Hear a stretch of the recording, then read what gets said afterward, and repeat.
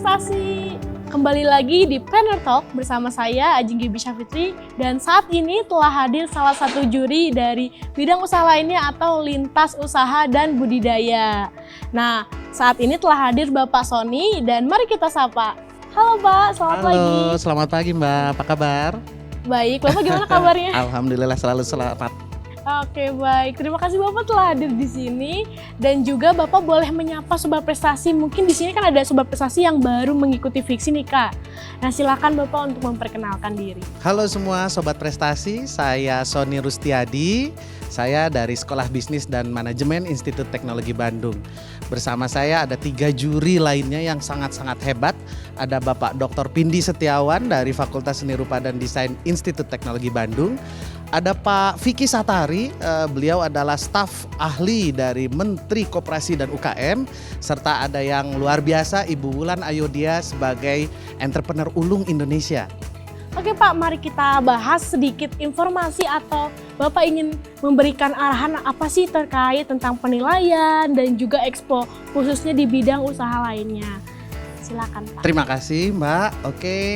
Nah, untuk Expo 2021 ini kita akan bergabung untuk kedua kalinya secara digital. Ya, jadi dari Puspresnas sudah menyiapkan sebuah exhibition hall atau exhibition ecosystem yang cukup canggih ya gitu ya. Jadi tapi jangan takut, semuanya juga akan bisa menggunakan secara user friendly ya.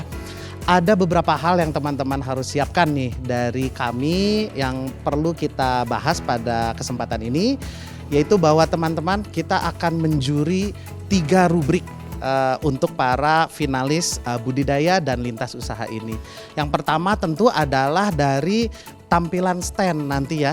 Standnya tentu sudah ditentukan oleh Puspresnas, tapi konten standnya ada poster, ada video. Nanti teman-teman silahkan dibaca lagi pedoman untuk fiksi eksibisi 2021 ini. Di situ teman-teman bisa berkarya loh dengan kreatif, menciptakan poster yang visualnya menarik, juga video yang bisa membuat para pengunjung tertarik sama produknya teman-teman. Yang kedua tentu nanti ada penjurian lah ya, teman-teman akan diminta untuk mempresentasikan. Ada 2 menit presentasi dan 8 menit tanya jawab untuk masing-masing yang akan kita menggali lagi nih, para dewan juri akan menggali lagi bisnisnya teman-teman. Nah, yang ketiga tentunya adalah dari konten. Nah, konten ini kita akan melihat 3 hal juga teman-teman. Yang pertama, bagaimana sih teman-teman melihat peluang apa yang ada di pasar sehingga teman-teman bersemangat nih ya untuk melakukan ataupun membuat inovasi dan justru membuat bisnis untuk menangkap peluang tadi. Yang kedua adalah apa sih nilai jual atau value propositionnya teman-teman nih. Apa yang ditawarkan buat para pembelinya.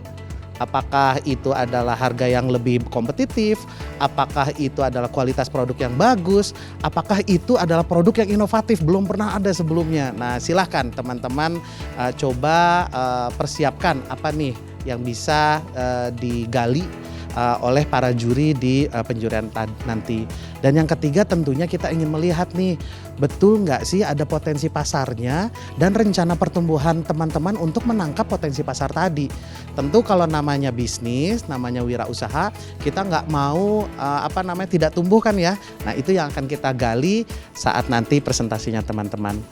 Nah, budidaya dan lintas usaha ini menarik Mbak. Kenapa? Karena kalau 5 bidang yang lain kan sudah tentu ya, sudah pasti begitu ya. Food fashion seperti itu, kriya seperti itu. Nah, teman-teman yang masih bingung di mana nih saya akan ikut, silakan masuk ke bidang ini. Memang bidang ini jadinya keranjang yang besar di mana teman-teman bisa berkarya. Yang pertama tentu budidaya. Budidaya bisa tanaman, bisa hewan begitu ya. Sekarang kan lagi tren juga ya, misalnya hewan-hewan peliharaan ataupun mungkin tumbuhan-tumbuhan, misalnya tanaman hias, kemudian mungkin juga ada madu dan hal-hal lainnya yang bisa dikategorikan sebagai budidaya tadi. Yang kedua adalah lintas usaha. Apa sih Bapak lintas usaha itu? Lintas usaha itu teman-teman adalah teman-teman yang menggabungkan misalnya tadi fashion dengan kriya begitu ya, atau mungkin tadi kriya dengan game misalnya. Wah, itu menarik sekali. Nah, teman-teman yang bisa menggabungkan berbagai sektor, bukan hanya di ekonomi kreatif, karena memang fiksi ini sekarang mengarahnya menangkap potensi ekonomi kreatif ya di Indonesia ya Mbak ya. Tapi buat teman-teman yang saya punya ide di bidang yang lain yang tidak termasuk ekonomi kreatif, silahkan masuk dan bergabung di kategori budidaya dan lintas usaha ini. Gitu, Luar Mbak. biasa ya Pak ya. Nah Pak, dari segi kualitasnya nih, ketika Bapak menilai karya siswa atau siswi di seluruh Indonesia ini, apakah ada keunikan tersendiri nggak Pak? Saya sendiri sangat kaget begitu ya melihat presentasi ataupun proposal ketika babak penyisian. Banyak lomba yang inovatif, nggak kepikiran begitu ya.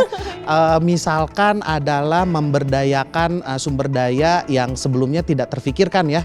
Banyak yang sekarang tren-trennya itu ke upcycle gitu, barang-barang yang nggak dipakai ataupun menjadi sampah, kemudian diberdayakan lagi atau diproduksi lagi untuk sesuatu hal. Misalkan juga sekarang karena teman-teman ini menangkap ada COVID ya, ada COVID. Iya, Jadi betul. what can we do nih sebagai generasi muda? Banyak juga yang membuat misalkan adalah inovasi di bidang hand sanitizer dan bahkan ada yang menciptakan sabun kertas loh. Wah, menarik banget sih ide-idenya gitu ya dan sangat solutif begitu ya. Oh jadi hand sanitizer itu dikemas dengan kertas, sabun kertas. Mas? Jadi iya sabunnya tuh jadi dari kertas, jadi bentuknya kertas, simple kan Oh, dipakainya iya, gitu simple kan ya, ya. menarik sekali sih. Tapi itu merupakan contoh-contoh. Nah saya pikir ternyata memang setelah kita bergerak ke digital ini Mbak, konsepnya makin top. Wah, Wih, teman-teman keren, makin luar kreatif. Tapi di lain pihak ketika kita lihat di teknisnya nih, teknisnya, cara pembuatannya dan segala macam, mungkin teman-teman agak terhambat ya karena adanya COVID ini. Mungkin bicara dengan para gurunya gitu ya, atau mungkin bicara dengan inventornya karena beberapa bisnis itu memang invensi orang lain yang kemudian dibisniskan. Nah itu bagus banget untuk teman-teman melihat bahwa kita bisa membantu para inventor ini mengkomersialisasikan temuannya. Jadi teman-teman, inovasi itu tidak perlu teman-teman yang bekerja di laboratorium. Teman-teman bisa bekerja sama dengan inventor. Oh, inventornya udah keren banget nih menciptakan sebuah inovasi. Teman-teman membantu komersialisasinya. Tapi tentunya biasanya ada hak atas kekayaan intelektual ya yang harus Iya, diperhatikan. betul, Pak. Apakah haknya nanti dibagi berdua antara teman-teman? Apakah haknya dipegang tetap inventornya? Silahkan teman-teman tetap berkoordinasi ya. Tetap lah ya kita jaga etika dan integritas tentunya ya. Betul. Wah, aku jadi seneng nih Kak di bidang lintas usaha dan budidaya. Aduh, aku kalau misalkan lahir di tahun 2004 atau 5 mungkin aku juga akan terus mengikuti fiksi dari awal aku sekolah mungkin ya Pak ya. Karena ini mungkin baru ya Pak ya. Iya. Dan sangat asik kalau di bidang usaha lain itu. Iya, betul. Nah, kalau misalkan dari strategi sendiri, tadi Bapak sempat mention ada value proposition-nya itu harus jelas ya Kak ya. Iya. Nah, terkait itu mungkin aku tangkap salah satu dari BMC. Nah, apakah di bidang usaha lain ini atau lintas usaha dan budidaya ini BMC itu sangat diperhatikan atau tidak ya Pak? Iya, ini merupakan salah satu usulan yang kami bawa begitu ya ke Puspresnas dan disetujui oleh Dewan Juri yang lain bahwa pendekatan di tahun ini kita menggunakan pendekatan bisnis model kanvas atau di Indonesia kanvas bisnis model begitu ya, atau model bisnis di mana teman-teman bisa memikirkan sebuah struktur bisnis dengan sebuah konsep yang cukup sederhana, hanya mempertimbangkan 9 pilar. Kelihatannya sangat sederhana tapi analisisnya luar biasa ya Mbak ya, karena dari mulai siapa sih customer yang ditargetkan oleh teman-teman. Kemudian kalau sudah memilih target tentu kita perlu anak panahnya. Anak panahnya itu kita sebut sebagai value proposition begitu ya. Atau apa sih nilai yang ingin diberikan ya, nilai itu nilai jual, nilai manfaat, competitive advantage begitu ya, keunggulan bersaing begitu ya, dibandingkan produk-produk yang ada di pasar saat ini. Tentu kan fiksi itu I-nya yang pertama adalah inovasi kan ya. Betul. Kita nggak mau dong dengan barang-barang yang sudah ada dan sudah banyak tersedia di pasar. Kita kan inginnya sesuatu yang baru, sesuatu yang selalu membuat hidup manusia lebih mudah lagi, lebih efisien lagi, lebih efektif lagi. Nah itu sebenarnya yang value proposition yang kita inginkan dari teman-teman nih. Nah tentunya teman-teman ini satu hal yang penting nih Mbak, karena di dalam proposal nih kadang-kadang yang dijelaskan masih asumsi nih, belum betul, divalidasi betul. atau dibuktikan nih di pasar. Jadi penting buat teman-teman untuk melakukan misalnya interview ataupun melakukan kuesioner, melakukan wawancara kepada target pelanggannya tadi. Kemudian minta pendapat mereka seperti apa sih produknya ini, apakah betul menjawab masalah yang mereka hadapi, menjadi solusi bagi mereka, dan mereka memang kan kalau namanya bisnis harus mau beli gitu ya. Iya, betul. Jadi harus ditanyakan itu. Kemudian yang kedua, kadang-kadang juga lupa nih Mbak. Kadang-kadang kita senang sama produk kita dan menganggap produk kita itu sangat unik sehingga semua orang bisa menggunakan produk kita gitu ya. Iya, Padahal kan kalau bisnis kita harus fokus. Jadi walaupun bisa digunakan berbagai orang, tapi kita punya yang namanya customer target, begitu ya. Siapa sih yang memang target utama dari produknya teman-teman ini? Iya betul, bisa dipakai oleh semua umur, begitu ya. Sabun misalnya bisa dipakai semua umur. Tapi kan ada target khusus nih. Oh, targetnya adalah mereka remaja. Kenapa? Karena mengurangi misalnya kadar minyak di muka atau di badan, begitu ya. Jadi walaupun bisa semua orang pakai, tetap kita harus mengidentifikasi siapa target spesifik yang kita akan tuju. Oke, betul. Nah Pak, selanjutnya kita masuk ke Expo nih tadi. Nah, Expo ini hal yang paling diperhatikan itu seperti apa sih Pak? Kalau misalkan di bidang fashion nih, mereka lebih memfokuskan untuk videonya atau tracernya, dilihat dari angle pembuatan zoom in, zoom outnya. Nah, kalau di bidang ini tuh seperti apa ya Pak? Oke, memang budidaya sama lintas usaha ini kan besar banget Iya, gitu betul, ya Kak, ininya ya, cakupannya. semua cakupannya tuh semua rasa-rasanya bisa masuk lah. Jadi memang ada dua hal sih. Pertama adalah tampilan visual tentunya ya. Kalau kita membuat poster, membuat video, tentu kita ingin membuat semenarik mungkin. Karena tentu kita inginkan nanti teman-teman bisa berinteraksi dengan para pengunjung eksibisi nih. Walaupun ini adalah virtual tapi bisa keunggulannya bisa dikunjungi seluruh dunia nih ya kayaknya ya. Jadi semua ya pasti ya kita inginkan sih semakin banyak yang datang semakin baik dan bisa memberikan input buat teman-teman. Jadi semakin visualnya menarik ya semakin menarik juga bagi para pengunjung dan tentu para juri juga. Dan yang kedua adalah konten ya begitu ya. Konten tadi ada 3 kan ya teman-teman. Apa sih peluang pasar yang teman-teman ambil ataupun peluang pasar yang teman-teman lihat yang kira-kira teman-teman targetkan.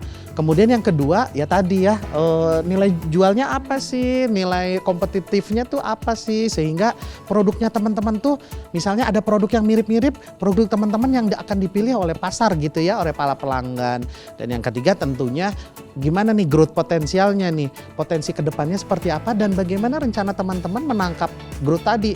Sayang banget ya kalau misalnya banyak order gitu ya, Iya, misalnya betul. terima order 100 piece. Waduh Pak, saya hanya bisa 40 piece, wah sayang banget gitu ya. Jadi teman-teman harus merencanakan nih gimana kalau bisnisnya adalah membuming gitu ya. Tapi tentunya ada rencana-rencana yang perlu diceritakan secara runut begitu ya teman-teman. Ya mungkin ya Pak, memang segala sesuatu itu harus dipersiapkan ya Pak ya. Betul sekali. Dari mulai packagingnya mungkin kalau di lintas Ya. usaha dan budidaya itu pasti berbeda ya Pak ya. Betul. Nah nanti apakah dalam pengiriman produknya itu apakah wajib semuanya harus dikirimkan atau hanya yang bisa dikirimkan saja Pak atau seperti apa? Iya betul, ini opsional ya teman-teman. Buat teman-teman yang prototipenya kemarin tuh ada yang ini Mbak, menanam tumbuhan di pot begitu ya. Wah kayaknya agak sulit banget ya kalau dikirimkan melalui jasa logistik atau jasa kurir gitu ya. Jadi kita tidak mewajibkan, tapi buat teman-teman yang misalkan tadi ada yang bisnisnya adalah hand sanitizer, ada sabun, kemudian macam-macam lagi hal yang lainnya ya, ada madu ya. Kemudian bahkan ada yang bentuknya adalah seperti konsep ya. Jadi ada yang menarik nih, tahun ini dia menciptakan konsep untuk supermarket bebas packaging. Jadi ini untuk snack ya gitu ya. Jadi teman-teman bawa tempat bekalmu sendiri ya udah gitu ya. Kan ini green banget gitu ya.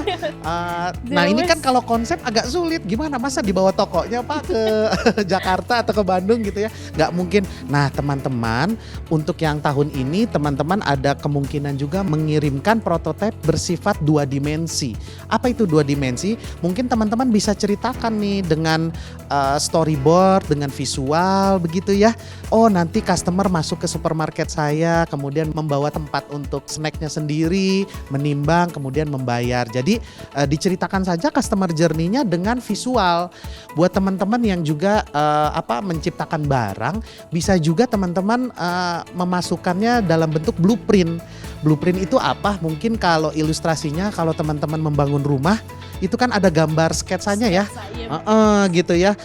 Warnanya seperti apa, ukurannya seperti apa. Nah, blueprint ini juga bisa loh teman-teman masukkan sebagai blueprint ataupun sebagai prototype yang dimasukkan di babak final nanti. Jadi kita buat permudah aja ya.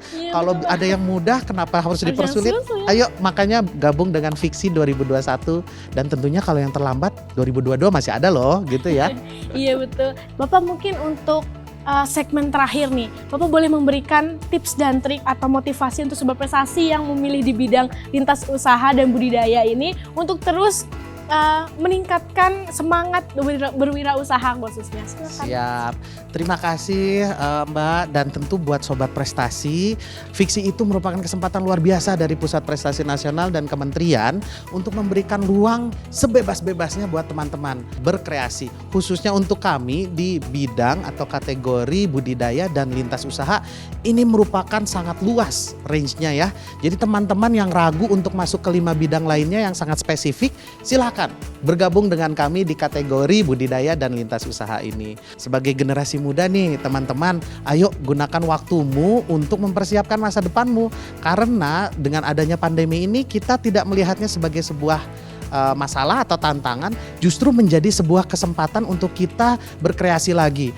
Tentunya jangan lupa, kadang-kadang kita konsepnya kuat, teknisnya agak kurang nih. Jadi teman-teman juga harus mempersiapkan nih bagaimana invensi tadi, bagaimana tekniknya, bagaimana manufakturnya, produksinya, budidayanya seperti apa. Kalau memang teman-teman memilih budidaya, ketika ada repeat order atau ketika ada order yang tinggi, teman-teman juga harus mempersiapkan nih supaya kapasitas produksinya juga bisa mengikuti order-order yang tadi. Tentunya namanya kewirausahaan hanya 3 kuncinya. Yang pertama, pintar atau cermat melihat peluang. Yang kedua, mempersiapkan resources ataupun sumber daya dengan cermat. Dan yang ketiga tentunya mempersiapkan tim yang cermat tadi. Jadi timnya tadi silahkan teman-teman bekerja sama dengan kawan-kawan lainnya yang tentu bisa saling melengkapi kelemahan dan kekurangan dari pribadi teman-teman sendiri. Oke Bapak, baik, terima kasih banyak Bapak. Terima kasih Mbak. Sudah hadir dan sangat ini aku juga inspirasi ya Terima Pak ya. kasih. Cukup jelas ya Sobat Prestasi untuk itu. Stay tune ya, jangan kemana-mana karena saat ini ada segmen di bidang lainnya. Dan saya, Bapak mohon maaf bila ada salah kata ya Pak ya. Terima Sama-sama kasih Mbak. atas waktunya. Baik. Dadah Sobat Prestasi. Bye-bye Sobat Prestasi. Terima kasih.